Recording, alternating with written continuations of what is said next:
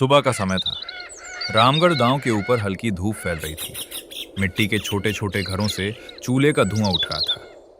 औरतें आंगन में झाड़ू लगा रही थीं, बच्चे गलियों में खेल रहे थे और किसान अपने बैलों के साथ खेतों की ओर निकल रहे थे।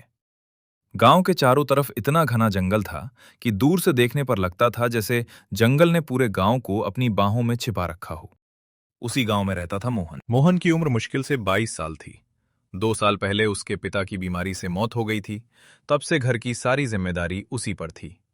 उसकी बूढ़ी माँ और 14 साल की छोटी बहन गुड़िया उसी के सहारे थीं। मोहन कुल्हाड़ी उठाकर बाहर निकलने ही वाला था कि उसकी माँ ने आवाज दी, बेटा, आज थोड़ा जल्दी लौट आना, घर में आटा भी खत्म होने वाला है। चिंता मत करो माँ, आज ज्यादा लकड़ी काटेंगे तो अच्छे पैसे मिल जाएंगे।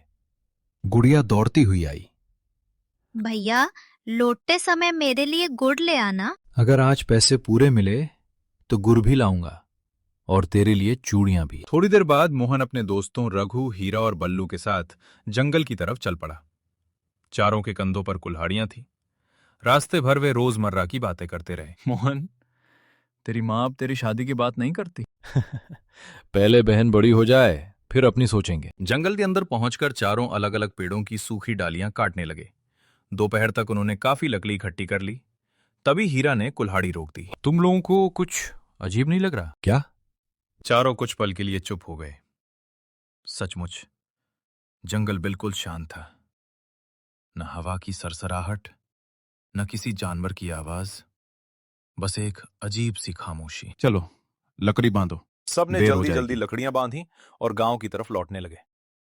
लेकिन रास्ते में पहुंचते ही मोहन अचानक रुक गया। उसने सामने देखा, जहां से रोज गांव दिखाई देता था वहां कुछ भी नहीं था। न मिट्टी के घर, न मंदिर, न कुआं, न खेत। सामने सिर्फ घना जंगल था। हम गलत रास्ते पर आ गए क्या? मोहन ने सिर हिलाया। नहीं, यही रास्ता है। मैं बचपन से इसी रास्ते से आता जाता हूं। चारों ने इधर उधर भागकर देखने की कोशिश की, लेकिन हर तरफ सिर्फ पेड़ ही पेड़ थे। गांव जैसे कभी वहां था ही नहीं। मोहन की सांसें तेज हो गईं। मेरी मां, गुड़िया। वो पागलों की तरह जंगल में दौड़ने लगा।